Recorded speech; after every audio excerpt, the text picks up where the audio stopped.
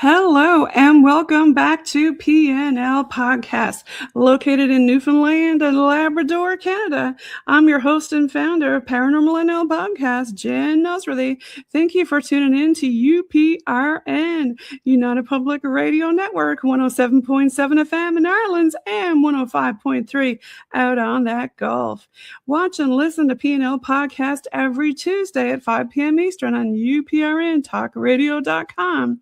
For tonight's Shakespeare, Origins of the Pen Name, and Beware the Ides of March special on UPRN segment number 70. Yes, Shakespeare wrote the play Julius Caesar, but who really was Shakespeare? Where and what were the origins of his pen name?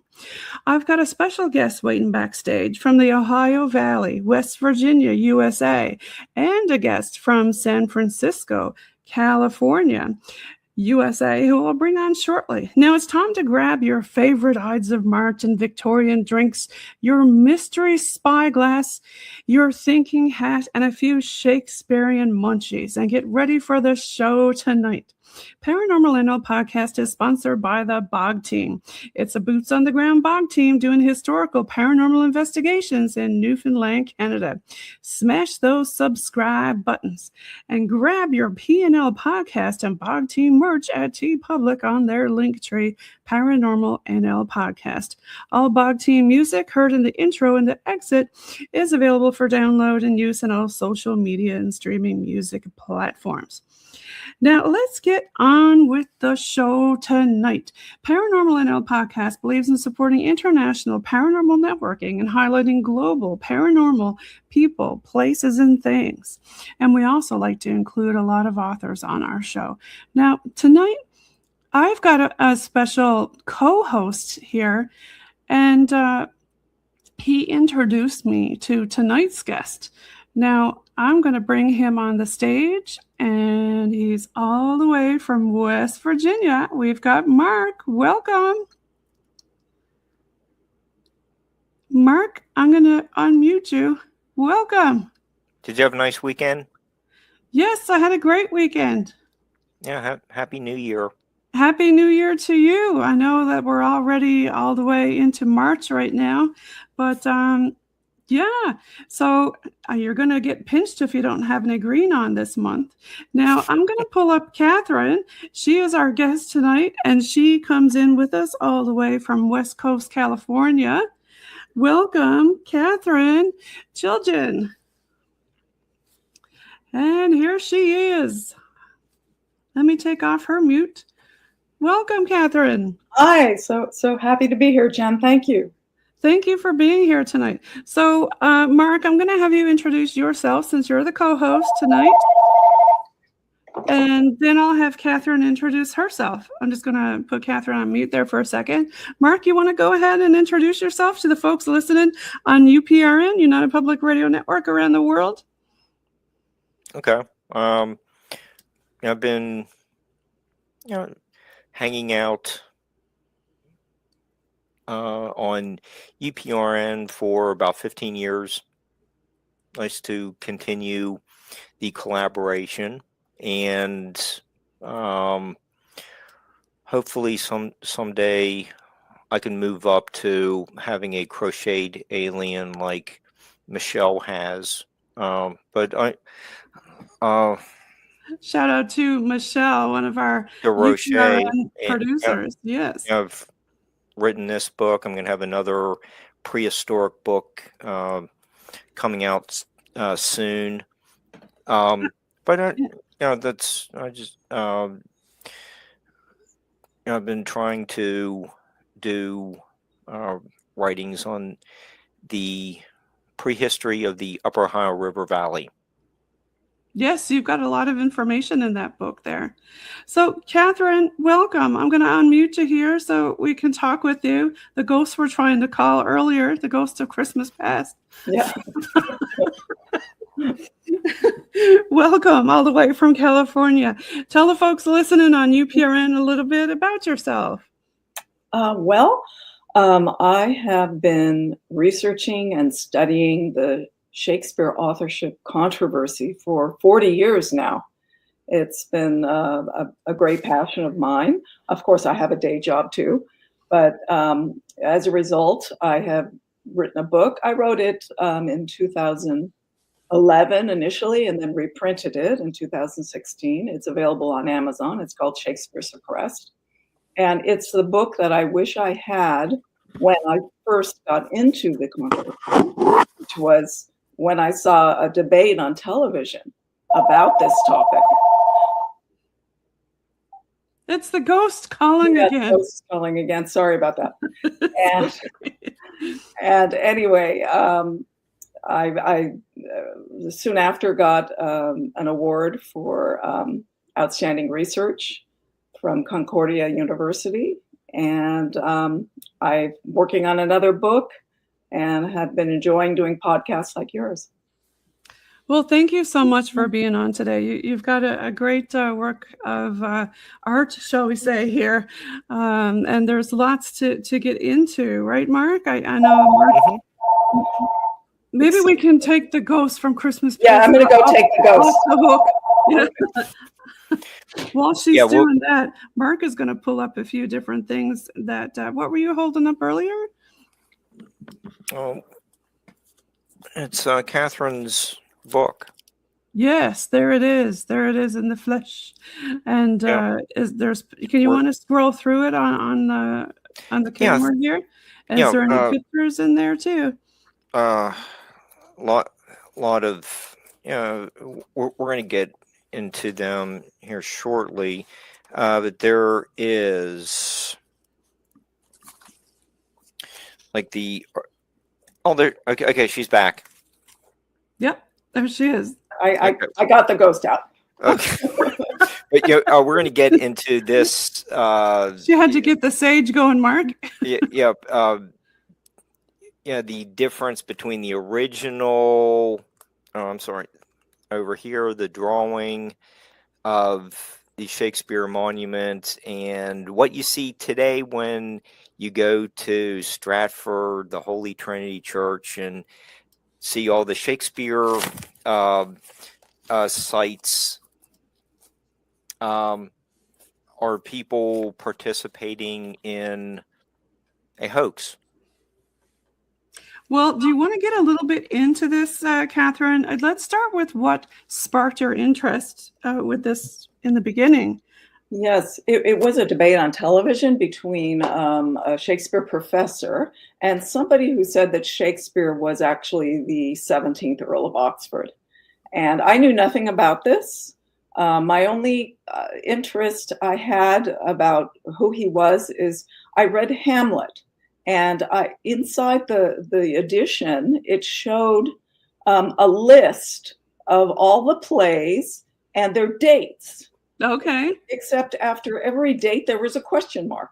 And I thought to myself, gee, after 400 years, they still don't know when Hamlet was written. I thought that was odd. But outside of that, I knew nothing about it. And when I heard Mr. Ogburn make incredible sensical points against the person that the Shakespeare professor believes wrote the works, one after the other, it was very clear to me that there was a problem with the traditional attribution of Shakespeare. And I read the gentleman's book, Charlton Ogburn. It's called The Mysterious William Shakespeare. And that came out in 1984. And then I read it in 85. And I wanted to tell everybody ever since. So because we're talking about, one of the titans of Western civilization. And I think that the world needs to know who he really was. And yes. If they have the right man, then they're going to have a biography attached to it, which right now, the current attribution of the man born in Stratford-on-Avon, we have nothing of a literary biography. It's tragic. And we just don't know how these plays came about. We don't know when they were written. It goes on and on. It's mysterious. And I think it's because we have the wrong man. Yes, agreed. There was an interesting picture I'm going to put up on the screen here that I was talking with Mark about. Did you want to talk a little bit about this picture and some of the significance of it? Like, I never really even thought about it until he pointed out some of the oddities. Yes. I also have a picture too. Maybe get a little bit more context. This is the opening pages of what they call Shakespeare's first folio. And it has the image that we're all aware of, the black and white image of Shakespeare. And that's the very first time we see any sort of image attached to Shakespeare. And this was 7 years after the Stratford man had died. Yes. And it's done at 125, wasn't it, Mark? It was, what was it to me to bear this image? 7 years after he died. You'd think that the literary community would be out in full force mourning him. Catherine, right. Well, I mean, look at what you showed me here about this part here. Like, why did they make it so startlingly ugly, shall we say, and strange? Kind of like when you look at The Last Supper, there's all these weird oddities in there that make you go, Well, I would say the first weird oddity is the very large forehead, which does not seem natural. And also the sort of wooden quality of the face. It looks stiff. Like a mask. Exactly. And if you look at the hair looks like it's been glued on, with something else. Right. And also, interestingly, a question mark is right near the ear. And it's very hard to tell with these pictures, but it appears to be a second line. Okay. Under the ear, 2 lines, which would give the idea that you can just lift a mask off. Like it really is meant to be a mask, because they don't know where this picture derived. That was going to be my next question. Who painted this? And it was during the era when, there was a lot of paintings done, but had little innuendos in them too. Little Easter eggs that you had to find, right? Right.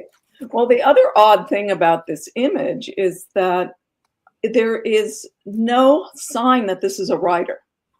He's not holding a pen or paper, or books are there, or even a very common depiction of poets back then and authors was to be holding a laurel leaf or wearing a laurel wreath. So that's another oddity. Instead, he's just shown as kind of just an average, ordinary, a gentleman, maybe somebody with a little money. But that's it. There's no other indication of who we're talking about. I mean, that if you open it up, you're going to see a bunch of plays. Yes, and there's something else that I really wanted to get into. I'm going to pull up on the screen here. When you look at all of these signatures, you see the shake and the spare. And why would a man sign his name in so many different ways? Yeah, it's clearly a man who barely knew how to spell or even could hold a pen. And those signatures, that's the entire collection of writing that we have of this man born in Stratford-on-Avon. It's these 6 signatures, 3 were on his will, and 3 were on other legal documents. And that's all we have. There is no Shakespeare play manuscripts in existence. So if he's the best writer in history, why can't he sign his own name? That's one excellent point. And it brings us to his education. And as far as we know, he did not attend school. It's assumed that the Stratford man did attend school because his father was an alderman or something like that. It's possible, but those records, unfortunately, do not survive. So we can't confirm it one way or the other. But noblemen, wouldn't they have gone to school, correct?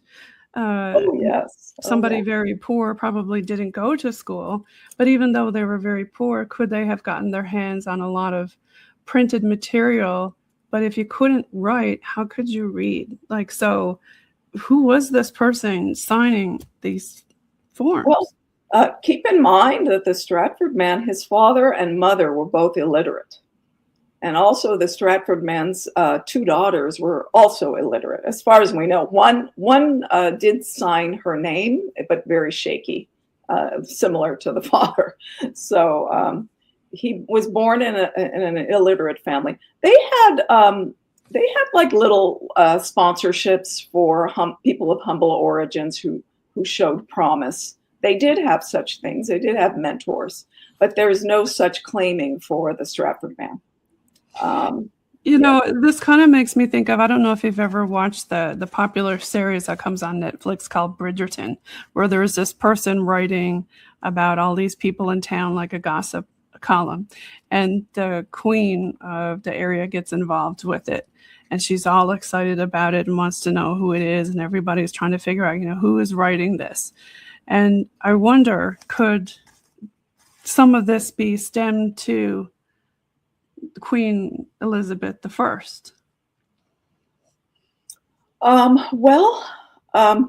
We're jumping around here. If we go and talk about the true author, who I believe was the 17th Earl of Oxford, she gave him an annuity of £1,000 a year.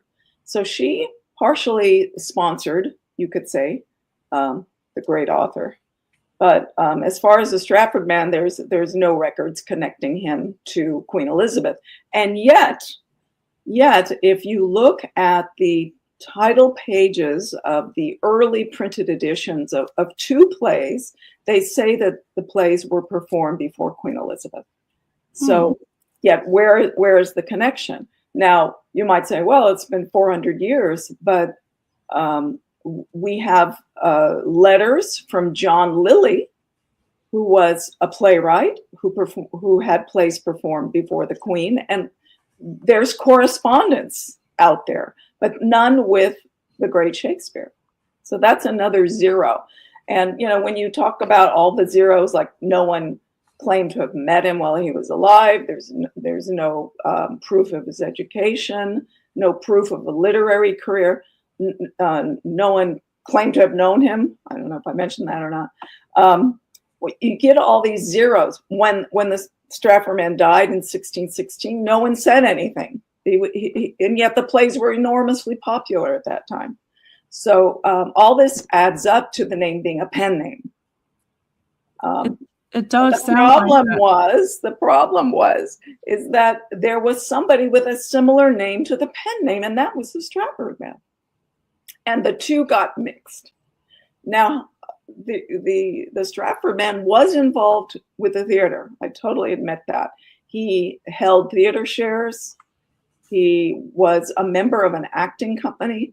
But all the evidence points to his involvement, not as an actor, but as a financier, somebody who invested in the theater and invested in the play company, or even loaned him money.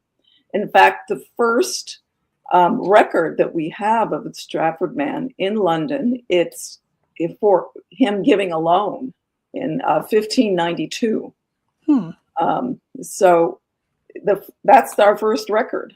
And the first association that we have with him being involved with actors of the theater was in 1595. And the Stratford man was in his early 30s already. These are the first references, right? So what happened before that? They call a certain period of 1585 to 1592 as the lost years. They don't know anything about the whereabouts of the Stratford man or the great Shakespeare. Right? He shot a deer. Right. Yes. He got arrested for deer poaching. Right. And ended up didn't he end up in jail? Well, I mean, this is really more of mythology than reality. I mean, these are facts that came many years after his death. In fact, the only evidence that we do have for the Stratford man is posthumous.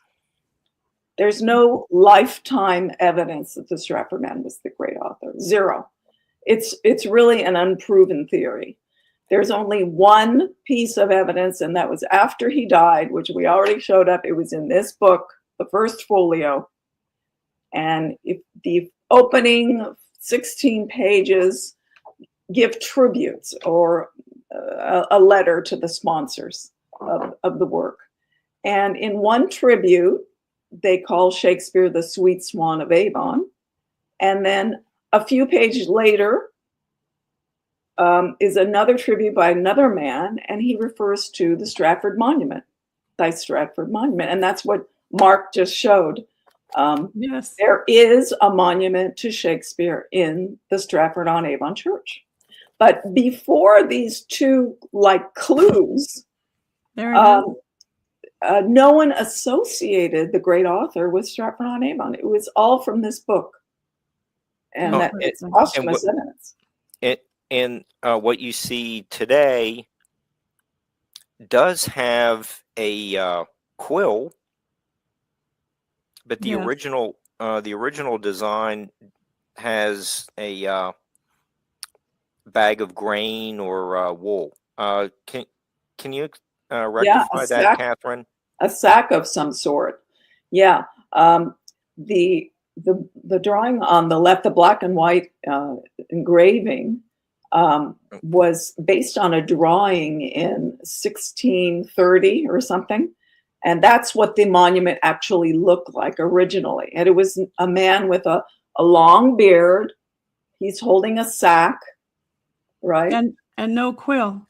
And there's no pen and paper, right? But then if you look at today's monument, it looks a little different, doesn't it? It does. It looks completely different. And didn't Mark Twain think also that somebody else was Shakespeare? Yes, he. I don't know if he knew exactly who it was, but he knew it wasn't the Stratford man. And the reason, one of his main reasons, and he wrote a book about this in 1909 called "Is Shakespeare Dead?" But one of his main reasons is that the law terms, the legal terms in the plays are amazing, and he just can't believe that the Stratford man, with no known education and no listing in law schools, we have those records actually from that period. How is it possible that he could have known about this? Right. So, so he knew it was somebody else. There it is. Yeah, there he is. Yeah, is Shakespeare dead? Now, in his book, wasn't there another book, Mark, Thomas Looney? Yeah. But there's this one too. What before we jump into this one, maybe we want to ask Catherine. Okay, so when the Stratford man comes to London, he starts off being a poet, not a playwright.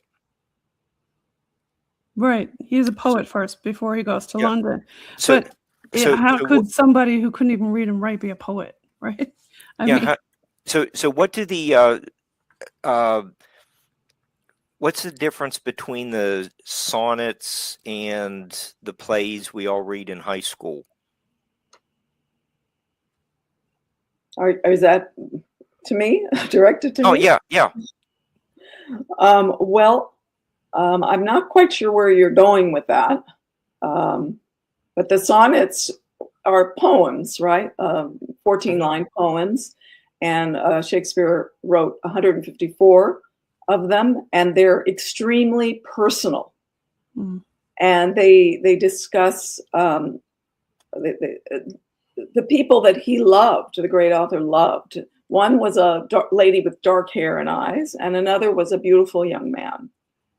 And many people believe, and I'm one of them, that he was Henry Roseley, the third Earl of Southampton.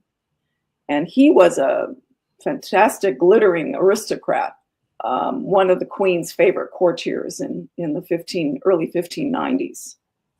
And how, if that was the case, then how did the Stratford man come to know him? Again, it's a great leap of faith to try and make a connection here. And that's always been a problem. Even though most Shakespeare scholars will tell you that it is Southampton, they don't know how the two met. It's all speculation. Now, there's another gentleman that you talk about a little bit also during some of your main points is this gentleman here.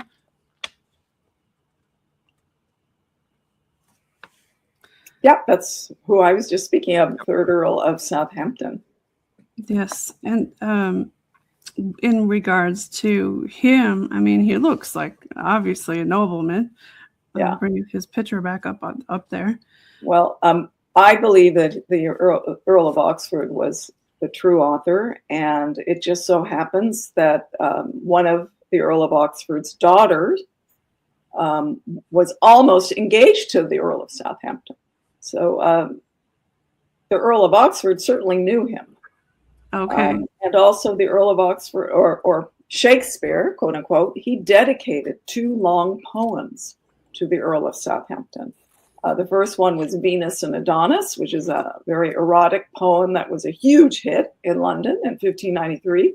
And then the following year, another one called The Rape of Lucrece, and both were dedicated to the Earl of Southampton. So he certainly had influence with the great author.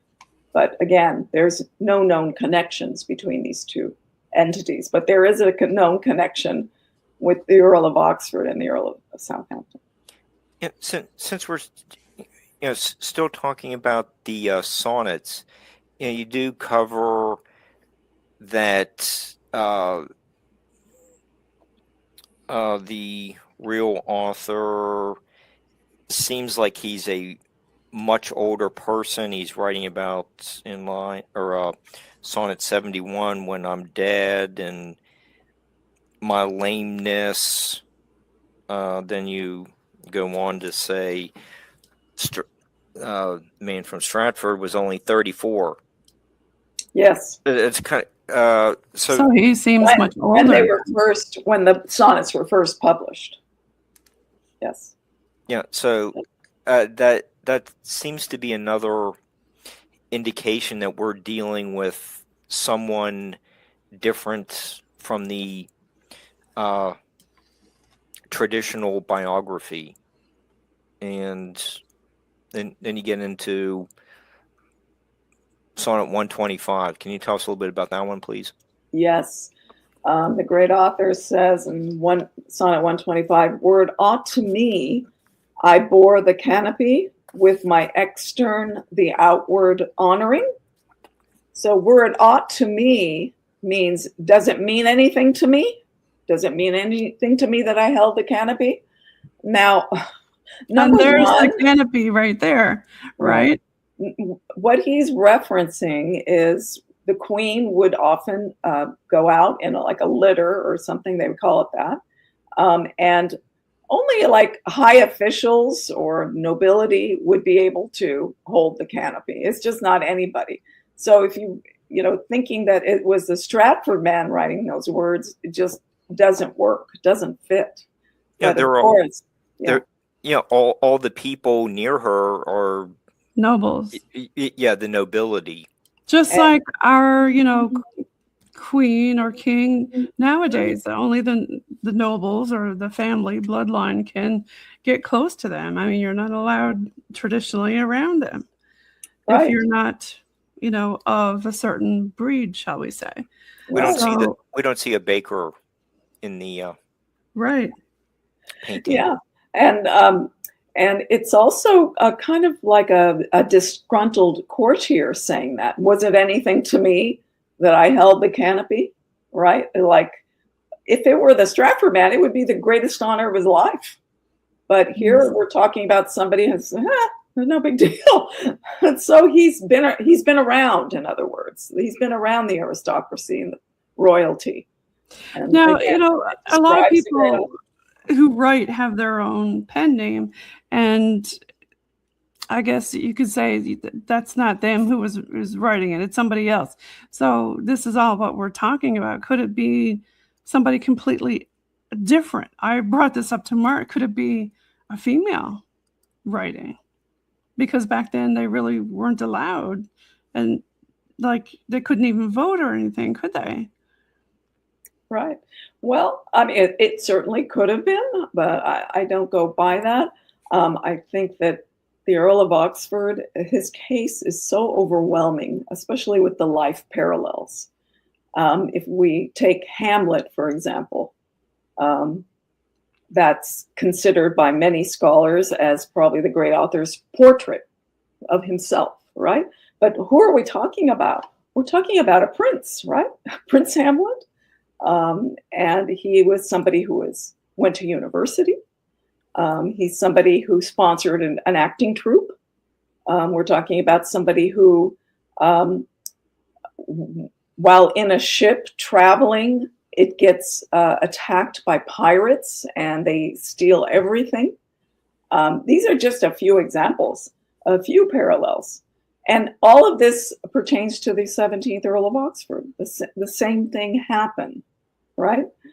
And I think it's just obvious. There's another obvious one in All's Well That Ends Well, the play. Why do you suppose that he would do that, though? Not use his own name? Okay, well, that's a good question. The reason why was because associating with the theater during this period was considered something, déclassé. It's not something that you wanted to be known as. So during his lifetime, he didn't want to be known by people, or he didn't want people to discuss this. Even a few contemporaries mentioned this, that to praise him for his works would stain him. Kind of like in the paranormal, it's always taboo and, oh, you're not supposed to talk about it and things like that. It's kind of like that, swept under the rug, Right. So that's why he didn't want it to be known. But after his death, it would have been perfectly acceptable. And that did not happen for the Earl of Oxford. I can give you one example, Sir Philip Sidney. He was a courtier poet, right? And he had creative works, but he never published them in his lifetime. After he died, he was killed in the war. After he died, his works got printed, and actually even printed by his own sister, who was a countess. Okay. So it was perfectly acceptable to get full credit after your death, but that didn't happen for the Earl of Oxford, and that really is the key to the entire mystery, why he didn't get credit. I think J. Thomas Loney, the book Shakespeare Identified, I think he proved it. I think he was an English schoolmaster in 1920. His book came out. He proved the Earl of Oxford was Shakespeare. But why do some people think that Edward de Vere wrote it instead of, That's the same one, same person. Okay, so let me bring this on the stage. What? Okay, so Edward de Vere is actually the same 17th person. Yeah, 17th Earl of Oxford. Yeah, there you go. He was the one. And you can read Loney's book. It's excellent. You can read, there's many books and articles outlining his case as the great author, that he was using the pen name William Shakespeare. You can even go to the Shakespeare-Oxford Fellowship.org, and they lay it out. There's so many reasons. First of all, the great author, whoever he was, he had a superlative education. And we can say that for the Earl of Oxford. He went to Cambridge University when he was 8 years old. And later he went to Oxford University. He got a degree in 1566. He was 16. Thereafter, he went to law school. These are all documented. And he had private tutors. He was like 12 or 13, and they even wrote a note saying that we can't teach him anymore. He knows everything. He was a child prodigy, right? And he took a grand tour of Europe when he was 25. He spent a little over a year. Most of the time he spent in Italy, where many of the Shakespeare plays are set, like Merchant of Venice and Othello.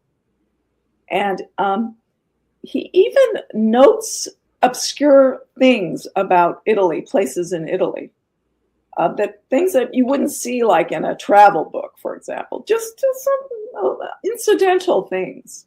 So, he's well cultured and lived a good life. And you know that he went there. And yet the Stratford man, there's no evidence he ever left England, because you needed permission back then.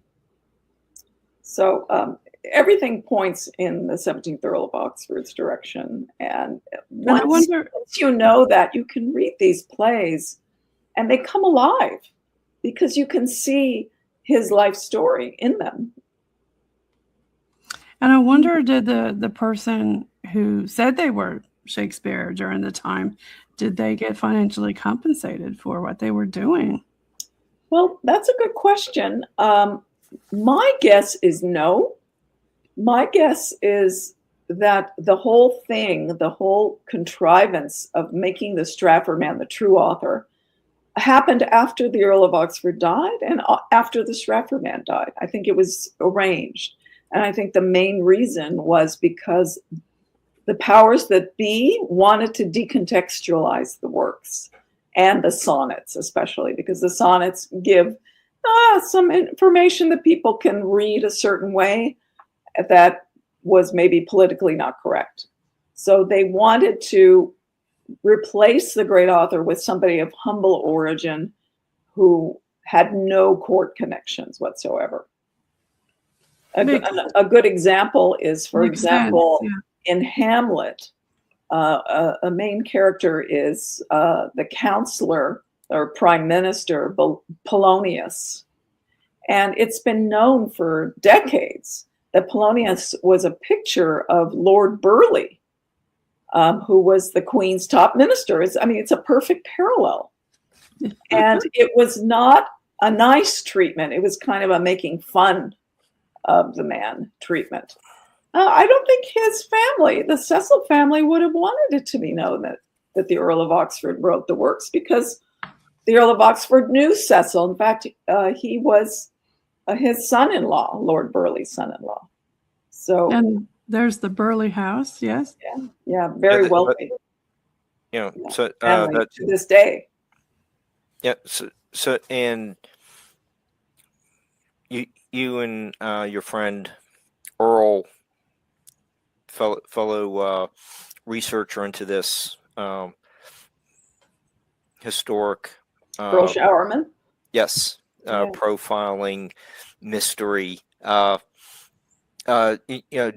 Do talk a lot about the library that he would have had access to, and even in your latest publication on in the Oxfordian, you discuss the Earls of Oxford's Geneva Bible. How it was a prized possession of his. Yes. How many books in Shakespeare's library do we know about? Well, yes. The Earl of Oxford, when he was 12, his father, the 16th Earl, died. And back then, if you were of the nobility, you became a ward of the Queen or the monarch. And so the Queen appointed Lord Burleigh, who is the gentleman on the right side of that picture with the three figures, to live in his home. And like I mentioned, he was one of the Queen's top ministers, very powerful man. And he had an enormous library, and his wife was also a scholar. So they had a huge amount of books. And I mean, the great author had a huge knowledge of many, many, many books of all sorts. And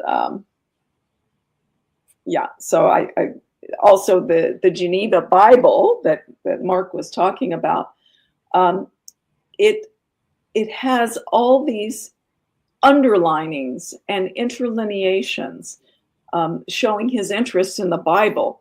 And Dr. Roger Strittmatter wrote his thesis on this Bible of De Vere's, how there are so many correspondences between the underlying linings and the little marginalia, the little writing on the side, with lines in Shakespeare, the great correspondent. Interesting. Yes. Yes, because, a lot of people sometimes nowadays, you see people reading and they got their Kobo and all these other electronic books. But I always love a book, right? So you can do that, write little things in the margin. And, it seems like a thing of the past now to be able to do that, right? Well, the true Shakespeare loved to do that too. So, and this book is at the Folger Shakespeare Library. And actually, if you go online, you can see it. You can see the entire book and all the little scribbles that he did. And what it shows you what he thought was interesting. Sometimes it would be a pointed finger like this. He would draw that and call attention to something. We also have many letters, I think over 70 letters of the Earl of Oxford. And he had beautiful handwriting, italic handwriting. Nice. Have you seen any of these originals? Yeah, actually, I saw one at the Huntington Library in Pasadena area. Yes. Has anybody ever compared the handwriting of the signature page that I had up and some of the writing that you're talking about? You mean the 6 signatures? Yes. The Stratford. Yeah. No, there's not a correspondence at all. Yeah. Really? Nobody's done that yet? Well, it's the Stratford man. He was not the real author. He was a real person, but not the author of the plays. Right. So, but if we had a Shakespeare play manuscript, which we don't, but if we could find one, I'm sure there would be a perfect match with the Earl of Oxford's handwriting. Interesting. Right. Yeah. But the point is, we need to find those manuscripts. I mean, we're talking manuscripts for over 40 plays and 2 long poems and all these sonnets. Where are all the writings? Where are they? They're at the Smithsonian in the basement, where everything else is. Well, wherever they are, they're buried, and nobody knows about them. And we need to find them because they're going to tell us so much. And I'm hoping they're still around, that they haven't been, It makes you wonder what else they got downstairs in their basement. Yeah. Do they even have some works maybe by him that were never even read before? Well, new things are popping up every now and then, about plays, anonymous plays that could be Shakespeare's. So actually, there are several. There are about 10. Which my colleague Ramon Jimenez, he wrote a book called The Shakespeare's Apprenticeship. And there were several plays that are like Shakespeare's plays, but they're not exactly the same. Like there's Taming of the Shrew and Taming of a Shrew. And there's Henry V, and there's the famous victories of Henry V. There's a few of those. And there's actually very close correspondence, but they do not put the name Shakespeare. These scholars do not attribute them to Shakespeare because they think they were written too early. But of course, this timeline is totally bogus if it's the Stratford man. Too early then what? If they were the Earl of Oxford, they're going to work. So were they more like rough drafts? They could have been rough drafts, but I really think they were early versions of plays, and then he later rewrote things. Can you imagine if somebody found that in a garage sale or something? It's somebody's attic somewhere. Like, wow. I mean, some of the greatest painting people have had things found like that, haven't they? Yeah. Oh, yeah. They have found many important works in people's basements. And, you know, it's so unfortunate that things like this are so delicate, because over time it does fade, right? So when you went and you saw some of these at the museums, were they really faded? No, actually, like for the Earl of Oxford's letters, and I held one in my hand. Did you? Yeah, they were on like thicker parchment or catgut, or I don't know what they called it, but actually they say that type of paper can last another 400 years. Oh, go away. That's okay. how, yeah. Yeah, because today's paper is kind of bleached out. You can put it under a light, and if it glows, then that's the new stuff, and the old stuff doesn't do that.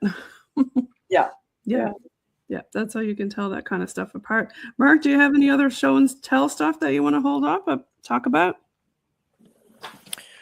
I should give a shout out to your co-host, Brian Bowden. He's the one that introduced me to yourself. I think that's where I saw you on Brian's show, Third Eye Live with Mark.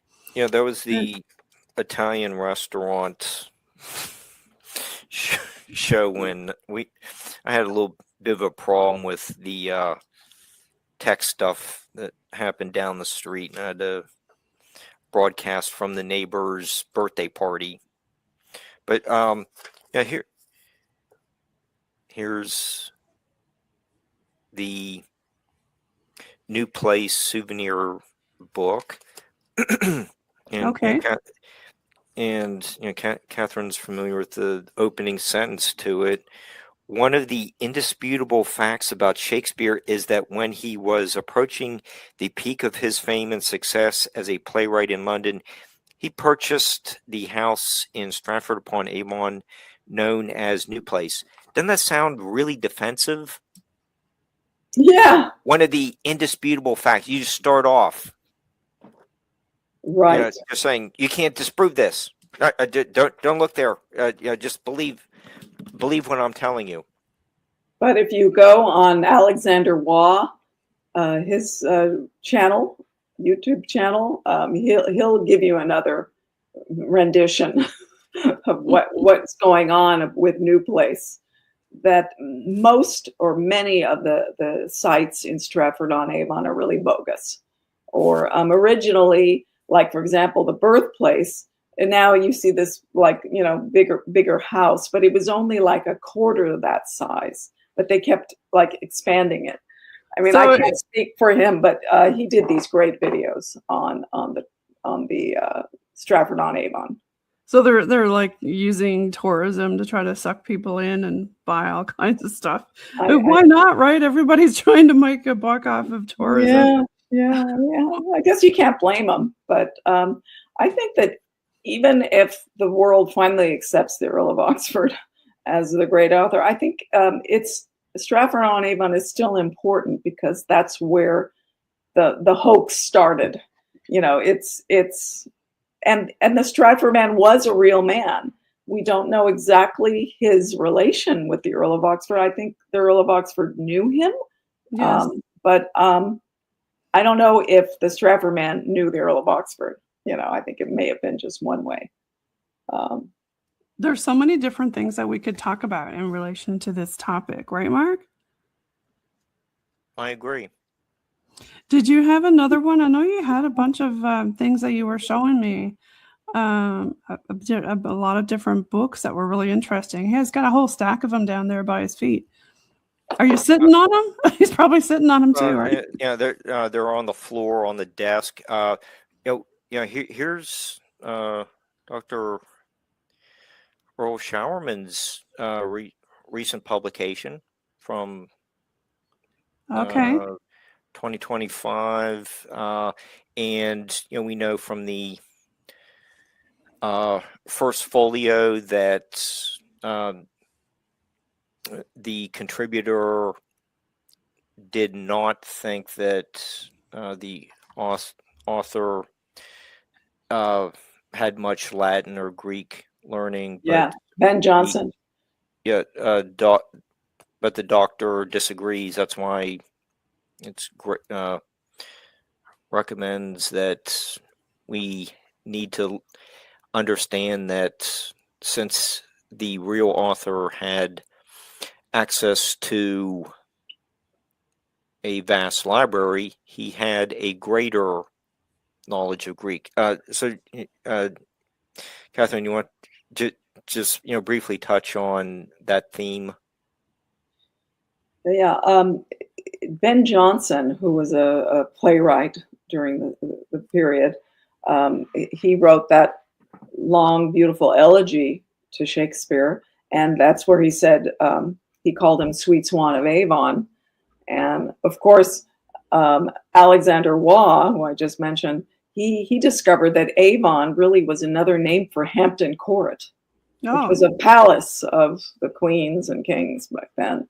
So he was really a court poet. That's what he's really saying, but it was ambiguously written. Well, the same thing is true for hadst thou, I forgot the exact phrase, but he's basically saying to Shakespeare, even if you didn't have good Latin or Greek, is basically what, and of course the conventional scholars say, oh, he just means that he didn't have a lot of ancient Greek or Latin in his vocabulary. And Earl Showerman's book that Mark is showing you, he gives all these references to Greek plays that Shakespeare was very thoroughly knowledgeable about and used even in Hamlet. He used portions of ancient Greek plays, but the standard Shakespeare professor will say, oh no, he didn't, just because of what Ben Jonson said. But if you really examine it, he did. And that, again, disqualifies the Stratford man, because to learn ancient Greek, you had to have been at a university or a school of higher learning for sure. Yeah, you had to be somewhere to learn it for sure. Yes. Well, I'm going to pull up your, let's see, your website here.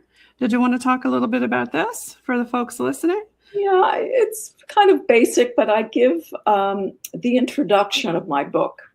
And I think it's not very long. And I think it really sums up what this controversy is all about and why it's important.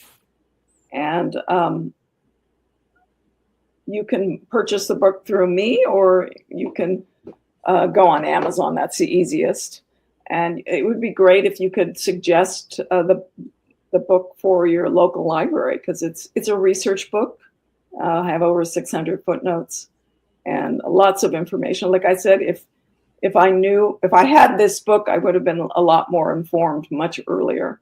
And I wrote the book because of a well-known Shakespeare professor who denigrated the idea that Shakespeare was somebody else on national television, calling people who question it, calling them, basically crazy, in essence, what he meant. And I thought, I'm not crazy. I've been studying this for many years. I want to understand what's behind his point of view. I want to know what makes him so confident in the Stratford man. And right. That started my journey, So, Mark, did you have anything else that you want to ask about the Queen or anything like that? We've got about a few minutes left before we start giving shout outs. I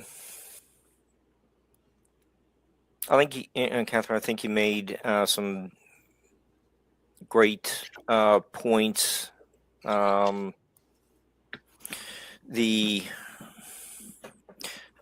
think one line, just put it down. Put it down that there is the line you're looking for, and though thou hast small Latin and less Greek, from you, Mark. thence to honor thee, I would not seek for names. That's where Dr. Showerman changed it to from less to greater Greek. But your friends and colleagues at the Shakespeare Oxford Fellowship, really do present very convincing information. That Yes. we have been dealing with the wrong person for over 400 years. Yes. We publish the Oxfordian, which you could see in one of the images you've got up. I did the cover story of the latest issue, and previous issues of the Oxfordian are free. You can go online to the Shakespeare-Oxford-Fellowship.org website, and that's the latest issue. And we also have yearly conferences, annual conferences, which are open to the public. You do have to pay, a conference fee, but you can do it by the day. You don't have to do the entire conference. So I really urge people who really love Shakespeare and care about him, care that the real author gets the right credit. Because Catherine, I was going to say a lot of people aren't even aware of this. Right. Yeah. So a lot of people listening here today, this may be the first time they've ever heard of this, and now they can go and kind of search it. Do their own research, kind of the same way that you did. Because when you found out about it, you said, "Well, wait, what?" And then you had to go do your research, right? That's right. That's right. Yeah. That's the beauty of it. Yeah. Yeah. And if people do want to delve into this topic more, if they aren't satiated enough by reading Shakespeare Suppressed, they can see the movie Anonymous. And Catherine, you have a praise from one of the actors from that movie? Yes, Derek Jacobi, Sir Derek Jacobi. He's a very famous English actor. And he read the book and he wrote me a nice letter. So I have the approbation of a great Shakespeare actor. Nice. Yeah. So do you all want to start giving some shout outs? Catherine, where people can find your work and your book? I know you do have a YouTube page where people can watch some of your presentation. And you also have your website where you can get the book. And I think it's on Amazon. That's about it. I'm on Facebook, but I'm not on a lot. But if anyone wants to email me, if you go to my website, you can contact me. And if you want to ask a question, I'd be happy to answer. Yes, and on the bottom of the screen there, you can see her Shakespeare-Suppressed.com. You can go to the website there. And Mark, do you want to give some shout outs on where people can find your work? You can get Lakes and Lizards on Amazon. I do a show pretty frequently with on Barbara DeLong's network. Brian Bowden lets me hang out with him on Wednesday nights. So I'm just kind of busy with helping out with podcasts. I really enjoy it and appreciate this opportunity this evening to participate in this enlightening discussion. And thanks so much again for coming on, Mark, to co-host, because you're very knowledgeable. And, you introduced yourself, but you didn't mention that your literature background. The affliction. I after doing stuff like Shakespeare was not the real author. What are my chances that I'm ever going to have a full-time teaching job? It's probably diminishes. Then you throw in UFOs in the Bible. So I'm not really employable, but podcasts keep me busy. Yes, I want to thank enjoy you it. both again for being on the show today. Really appreciate having you both on. It's a great topic. I want everybody to go out there and look at Katherine's work, and you'll be surprised at a lot of the information that's out there that a lot of people don't know about who was Shakespeare. So I'm going to leave y'all with some BOG Team music. Let's see. We've got some 80s. We got rap. We got dance. We got folk music. Do you have any special genre that you like? We got country. We got techno. How about a bit of folk music? Yeah, that sounds good. There we go. In the shadows where the spirits weep. And don't trip up in any Ides out there. And thanks again so much for being on the show, y'all. Thank you, Jen. Take care. Thank you. In the land of the living, where hope is sown.